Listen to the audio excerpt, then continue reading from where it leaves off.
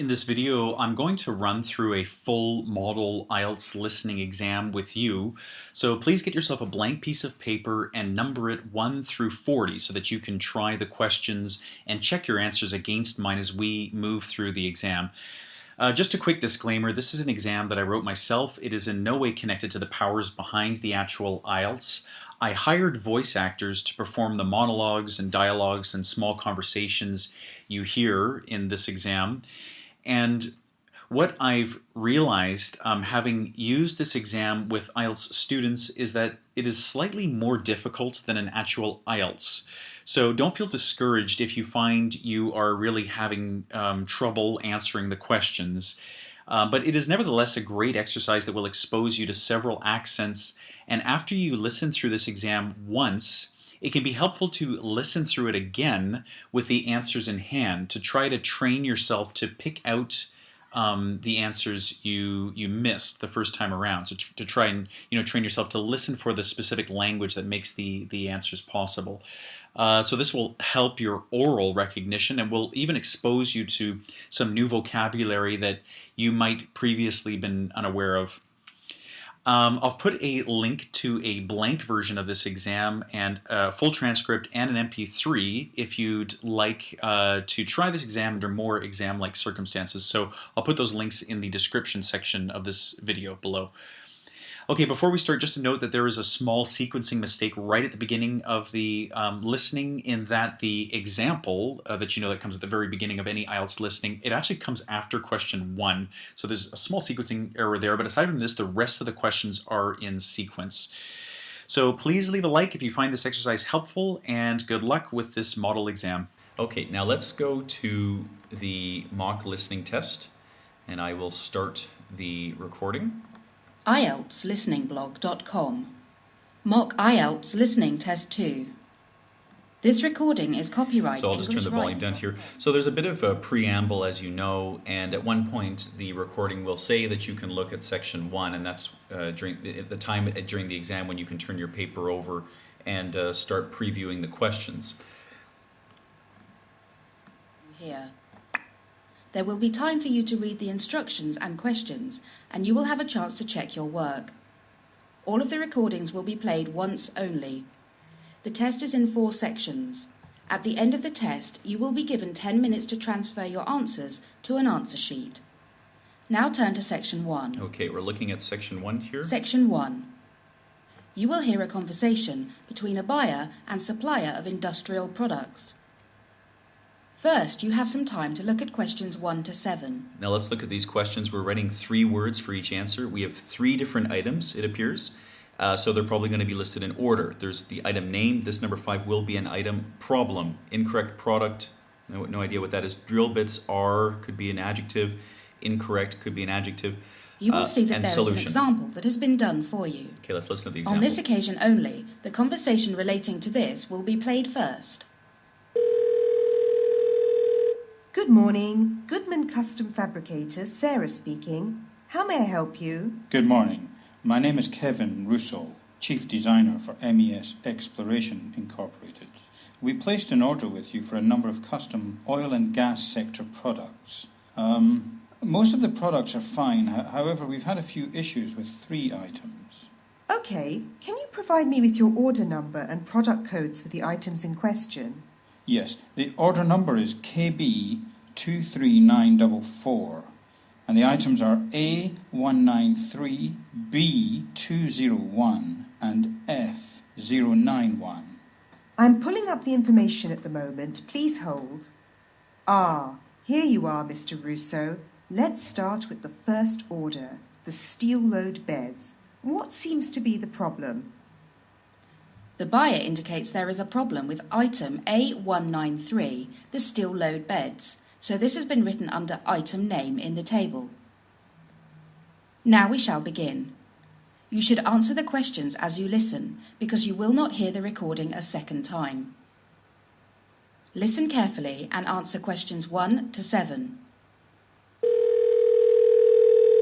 Good morning. Goodman Custom Fabricators, Sarah speaking. How may I help you? Good morning. My name is Kevin Russo, Chief Designer for MES Exploration Incorporated. We placed an order with you for a number of custom oil and gas sector products. Most of the products are fine, however, we've had a few issues with 3 items. OK, can you provide me with your order number and product codes for the items in question?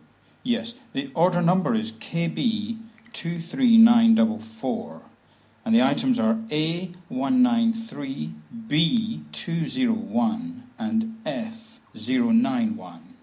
I'm pulling up the information at the moment. Please hold. Ah, here you are, Mr. Russo. Let's start with the first order, the steel load beds. What seems to be the problem? The steel load beds are supposed to be able to withstand up to 3 tons of weight. However, they appear to be bending with loads of only 2.5 tons.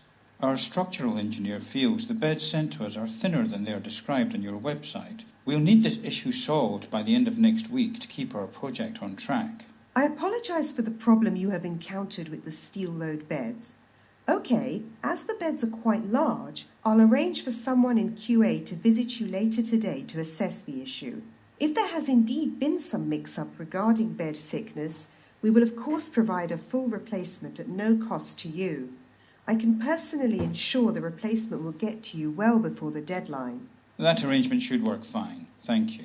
Can you indicate what the issue is with the other items? Yes, we've received several complaints from our manufacturers that the screws we ordered from you are easily stripped by the drill bits we use here at the factory. You mean the screw heads are being stripped, right? Not the thread? That's right. We've never received a complaint of this nature about B201 screws. They're very robust.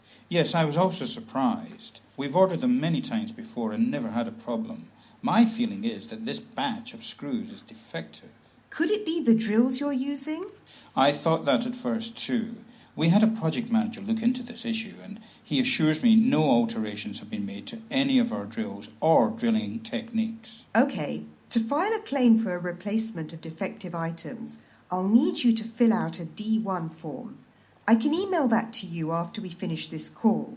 I'll also need you to give several of the defective screws to our QA representative to be brought back and analysed. OK, no problem. And what's the issue with F091? Yes, we ordered a truss F091 with custom welding. Unfortunately, the welds on the product are not the welds we had requested. We want the interior of the truss to be welded using double V joints, not single bevel joints. Ah, yes. I can see a note in your file indicating the need for custom welding. I'm so sorry about this. The welder must have overlooked the notes section of the order. I'll tell you what, I'll arrange for a welder to join the QA specialist at your plant today. He can redo the welding for you on site. Should only take a few hours. Oh, that would be terrific, thanks. What time do you think they will be by? I can arrange for any time after 3. Would 3:15 work? Could we say 3:45 to be safe? They will need some time to get to your factory. That should work fine. OK, just punch that into my computer. Thank you. My pleasure. Is there anything else I can do for you today? That's it. Thanks very much. Have a great day, Mr. Russo. Okay, so let's stop there and talk a little bit about how we could come up with the answers to this this listing. Firstly, the item number, if I'm not mistaken, we heard that during the example. It is B201. They stated twice in the listening. Let's see, number 2 here, incorrect product is causing the beds to bend. And we were correct. This is a noun. They say it's incorrect thickness or thinness, I guess. Either or would be fine. And the solution that's proposed, employees may be sent out same day to check on the item. And then that ties into the solution for F091, which we'll get to in a second. So the second item, B201, the item name, it's the screws. The problem is that the drill bits are, now he says stripping the screws. So they're pulling the screw head, the groove in the screw head. They're pulling this apart, and then the screws can't be used. So stripping screws would be the answer there. and the buyer is to issue a form outlining the complaint, a D1 form. F091, the item name, this is a truss. They say, the man says the truss was not welded correctly. And what exactly was the problem? It's an incorrect weld type. He says something about wanting single bevel joints or double bevel joints. So it's an incorrect weld type. The work will be completed, and it was going to be held by done by the same team that's coming out to fix A193, so the work will be completed on site. Okay, so those are the solutions to the first part of the listening. Now let's continue. That is the end of section 1.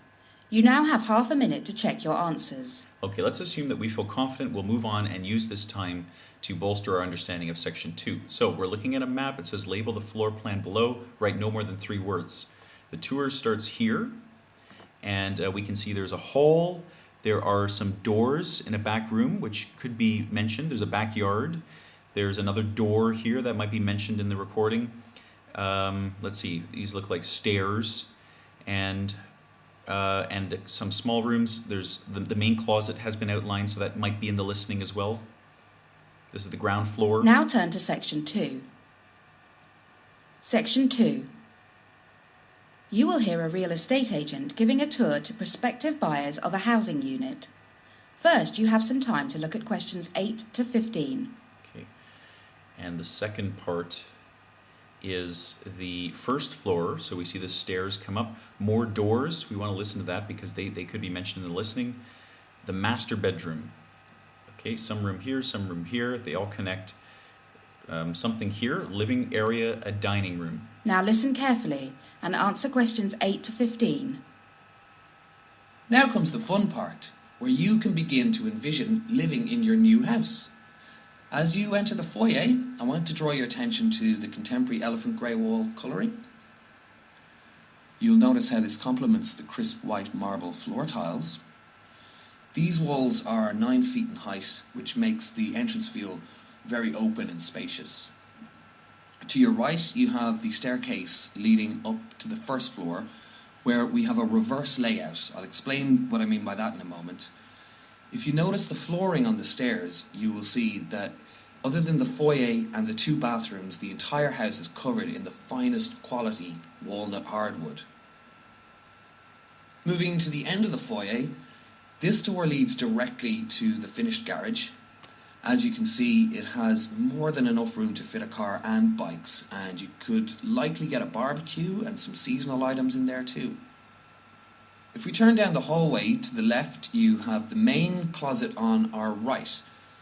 The first door on your left will lead to the first of 2 bathrooms. This 4-piece bathroom, which features both a standalone tub and a state-of-the-art shower. This luxurious shower panel doesn't only look great, it allows for a variety of washing spray patterns. The bathroom has been fixed with the same marble tiling as the foyer and has a glass bowl sink. It's a great room and is very guest friendly. Across the hall we have the first of 3 bedrooms. The smallest of the 3, it has sliding glass patio doors leading to the backyard. It would be ideal as an office or a spare bedroom. Please notice the charming spherical light fixture, which can be dimmed for mood setting. The door at the end of the hall leads to the backyard, terrific for barbecues. I'll take you out there in a moment. First, take a look at the laundry room. Instead of having it crammed in the garage or a basement, it's in a finished room on its own with a linen closet, wash basin and a brand new washer and dryer set. Going back to the front entrance, the final door next to the stairs leads to the second bedroom, the largest of the 3 rooms.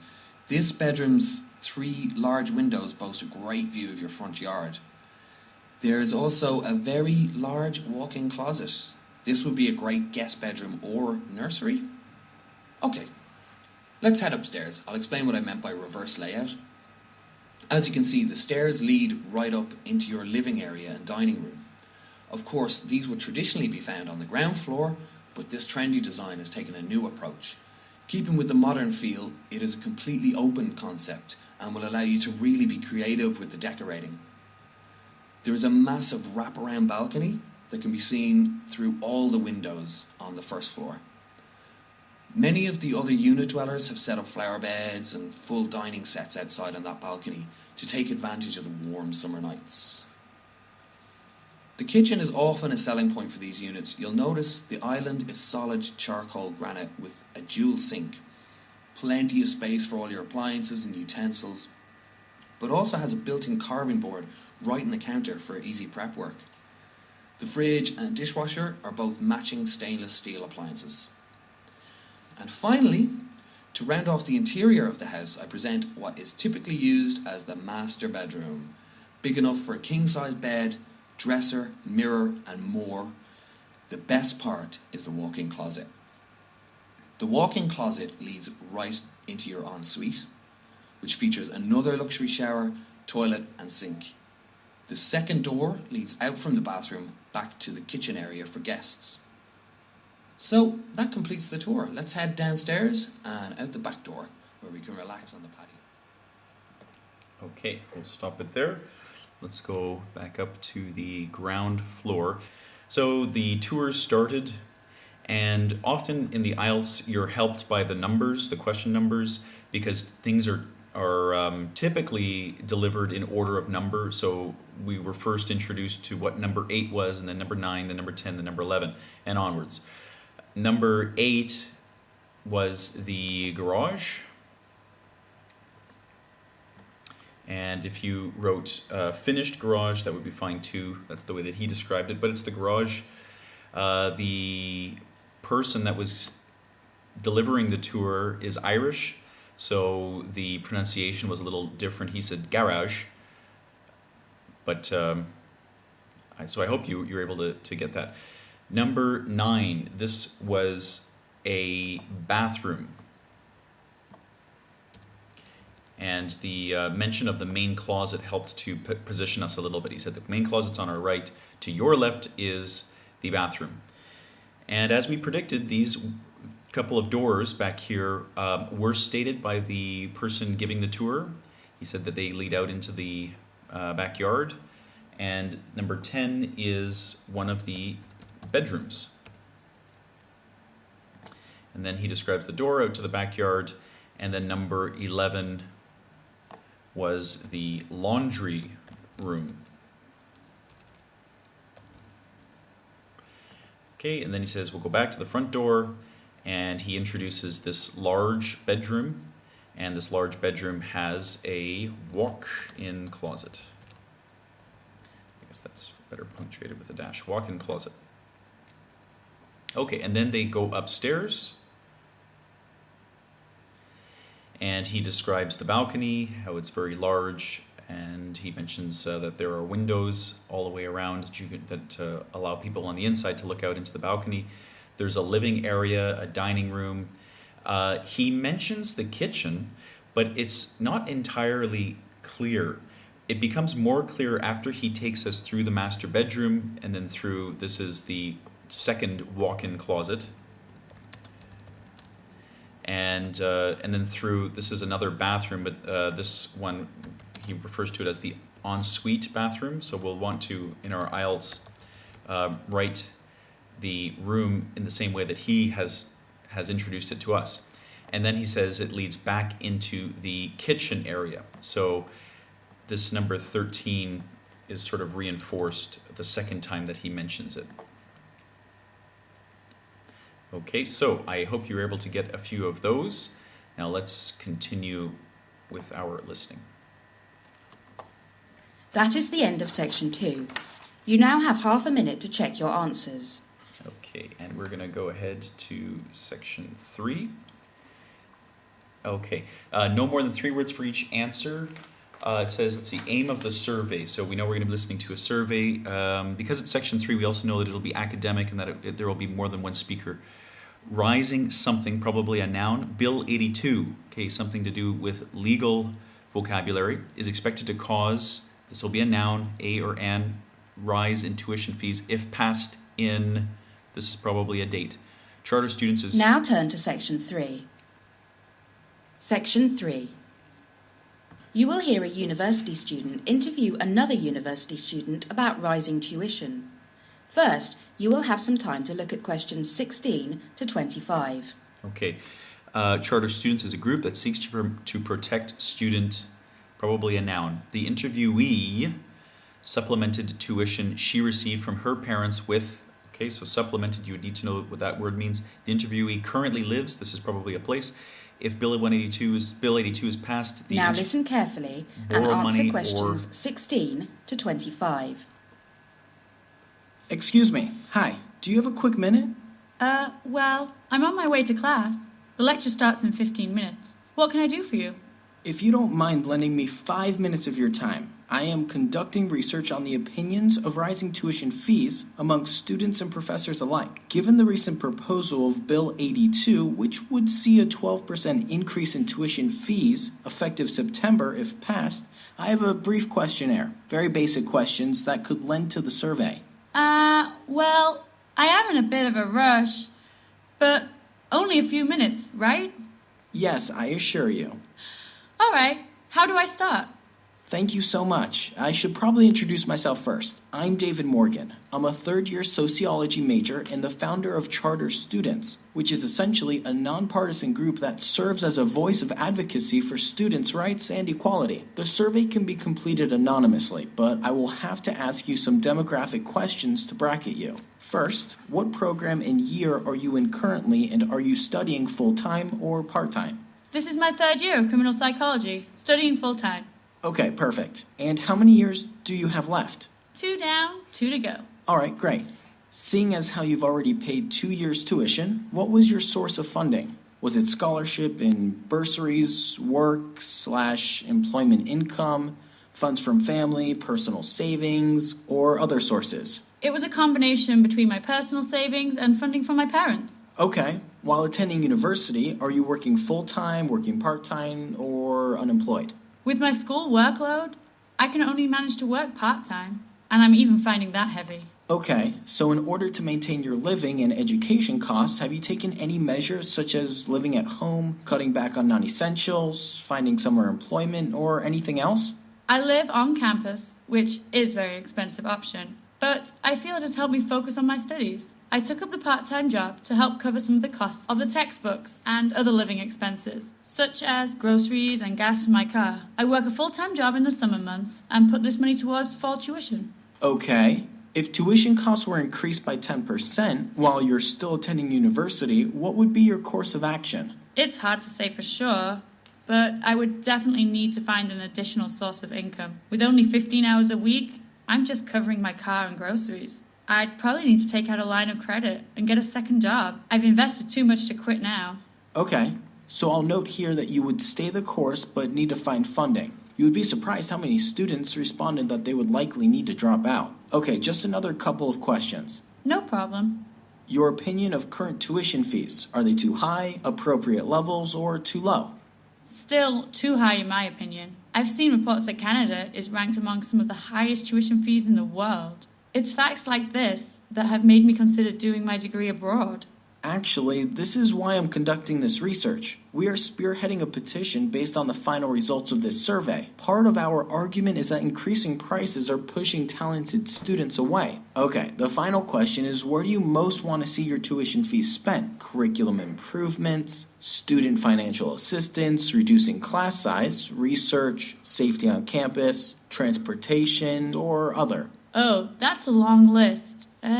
Let me take a quick look at it. Can I choose more than one answer? Yes, you may choose as many as you like. Well, curriculum improvement for sure, and, this may not be the typical response, but I would say transportation. Given the fact that the campus is quite expansive and the public transportation or shuttle service between various areas is virtually non-existent, it makes it difficult for students like me to make it from one class to another with any time to spare. Listen, I don't mean to be rude, but I should hurry off. Absolutely. Thank you very much for stopping. I really appreciate all the candid answers. No problem. Good luck with the survey.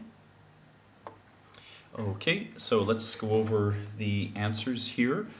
So the aim of the survey to gather the opinions concerning rising amongst students at the university, and you probably caught this, rising tuition or tuition fees among students at the university. Bill 82 is expected to cause a or an, and we guessed correctly. This would be a number or a noun, I guess. 12% rise in tuition fees if passed in, and this was a time, as we also predicted correctly, September. Charter students is a group that seeks to protect student rights and equality. The interviewee supplemented tuition she received from her parents with, and this was a little confusing because I believe she delivered this information in the opposite order. So she mentioned that she had personal savings and funds that she received from her parents. The interviewee currently lives, and she is currently on campus. If Bill 82 is passed, the interviewee would likely borrow money or find, and this is a second job. According to charter students, increasing tuition too much could cause Canada to lose. And this is talented students. And you probably could just put talent, and that would also be considered correct. The interviewee feels improving course curriculums and would be a healthy use of her, and she mentions something about her wanting better transportation because she's having trouble getting from one side of campus to the other. Healthy use of her her student tuition fees.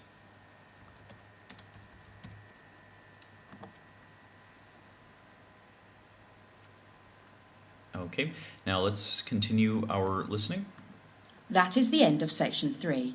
You now have half a minute to check your answers. Okay, again, assuming that we feel confident, let's keep going. Section 4, this is the most difficult listening. It's an academic listening. 1 to 3 words or in a number for each answer. So we see the American Cowboy, part 1, where the image came from, part 2, what today. And then, okay, part 1. So I guess this is matching from up here. Part 1, where the image came from. We have dates. This is chronological. 1500. 1500 to 1700. 1750 to 1790. Okay, Vaqueros. Now turn to section 4. Looked after livestock brought from... Section 4. Probably a place. You will hear a lecturer's introduction to a geography module. First, you have some time to look at questions 26 to 33. To 33, okay. The word cowboy is first used to refer to young males of, this could be maybe a type of family or a place.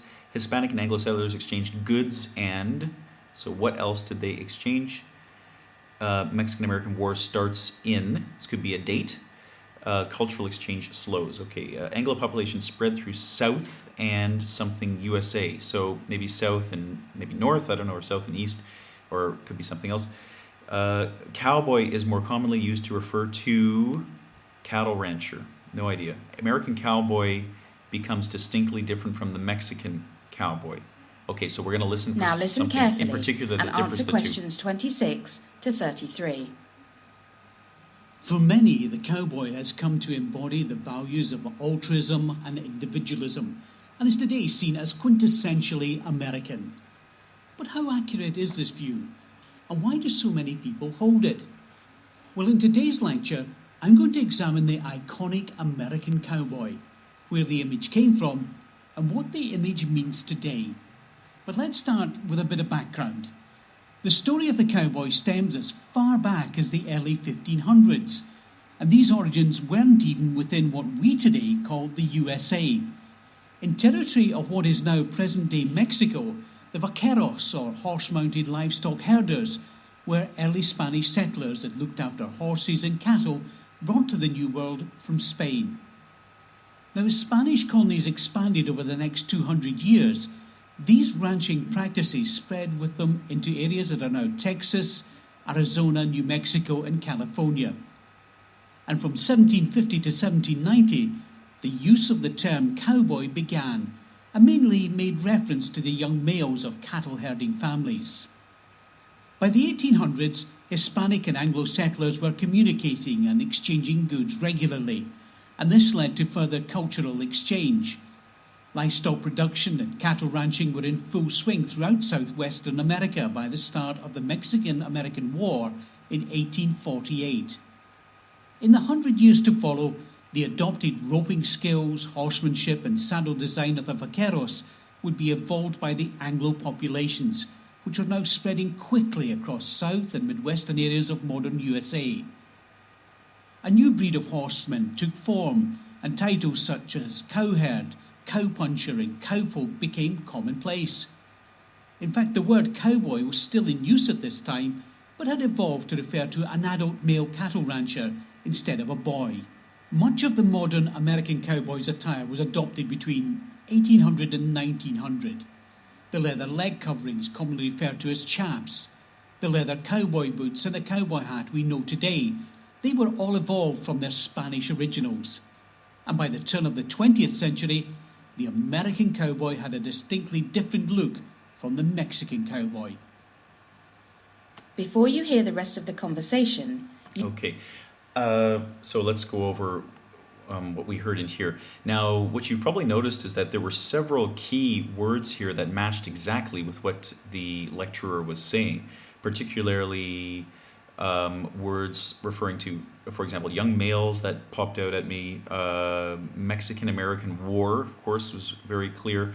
When he started saying cowherd, cowpuncher, cowpoke, it was clear that we were leading right into the answer for 32. So many of these answers were pretty straightforward.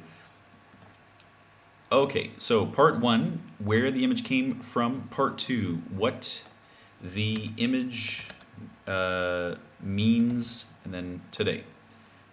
What the image means today. And we can assume that this is going to be the topic we'll hear in the second half of the listening. Okay, so part one was about this, and then part two was perhaps more about the modern image of the cowboy. Talks about in the 1500s, the early cowboys in North America, the vaqueros herders looked after livestock brought from Spain. Okay, Spanish colonies expanded in the Americas, and thus ranching practices did too. The word cowboy is first used to refer to young males of, this was cattle ranching families. Hispanic and Anglo settlers exchanged goods and this was a little confusing because you might think it's goods and communication, because he talks about that about the same time as well, but it's goods and culture. Mexican-American War starts in 1848. Very straightforward answer. Just had to listen, to what he was saying precisely. Nothing was cryptic there at all. Anglo populations start evolving the ranching practices of the vaqueros. Anglo populations spread through south, and we correctly assume that this would be another direction, so Midwestern USA.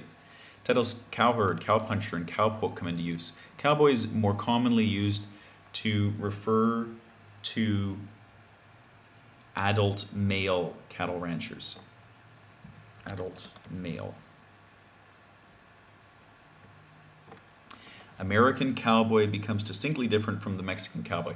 I think this was the one answer that wasn't 100% straightforward. This one we had to listen and perhaps even deduce the answer. It is referring to attire or clothing, I suppose you could write too, clothing. Because he was talking about the chaps that cowboys wear. He was talking about the hat, a few other pieces of clothing that made them different, American cowboys different from Mexican cowboys. Okay, let's continue the listening. You will have some time to look at questions 34 to 40. Okay. Choose 4 letters A to H. Which 4 words reflect what the American cowboy came to represent in the 20th century America? Let's underline came to represent and 20th century America. Okay, we'll have to listen to those. Which 3 words reflect what the American cowboy represents today? So we have one, what did it represent in the 20th century? And what does it represent today in the new millennium? And now listen carefully. These are probably and answer going to be questions synonyms. 34 to 40. So let's move on to look at the evolution of the American cowboy as an icon.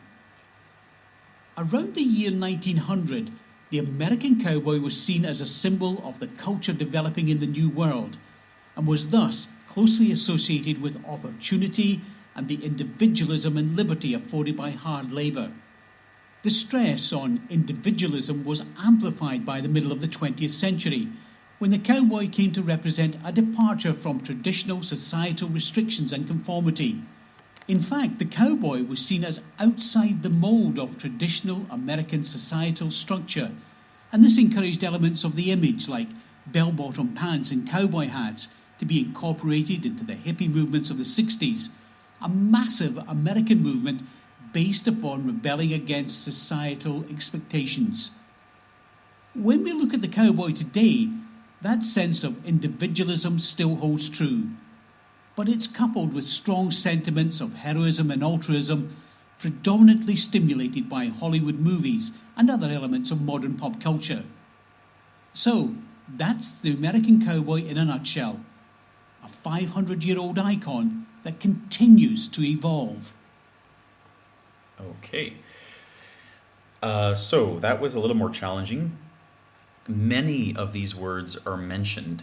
However, several of them were not representations of, or were not what the cowboy came to represent in the 20th century. So he mentions societal restrictions. He's talking about the cowboy as being a liberating sort of image against societal restrictions. So it could not be letter A. Individualism, he mentions this. This is one of the answers. Conformity. Again, as with societal restrictions, he's saying that the cowboy is not this. The cowboy represents being somewhat of a rebel or going against the mold, I think is what he says, or outside the mold. So it would not be this. Rebellion, that is one of the answers. So B, D. The hippie movement. Now he mentions that several of the pieces of clothing that the cowboy, that became part of the iconic cowboy's attire, were incorporated into the hippie movements within the US, but these are not what the cowboy represents. So that could not be the answer. Liberty, yes, he mentions that. Opportunity, yes. So the 4 answers. And again, the traditional societal structure thing, that was something that the cowboy was sort of an image against. Okay, it was B. I'll just type all 4 right here. B, rebellion, D, liberty, F, and opportunity, G. Which 3 words reflect what the American cowboy represents today? So we have generosity, individualism, heroism, altruism, the pursuit of happiness, and ambition. Generosity, there wasn't any mention of that in what he was saying, so that is not one of the answers. Individualism, yes. So that would be 1. Heroism, yes, and he ties this to Hollywood movies and the image of the cowboy always doing the right thing, which also links us to altruism. So B, C, D would be the correct answers. The pursuit of happiness, not so much, and ambition, no. So the correct answers here would be B, C, and D. I hope that exam wasn't too painful. Please let me know what you think in the comments and leave a like, and I'll see you in the next IELTS video.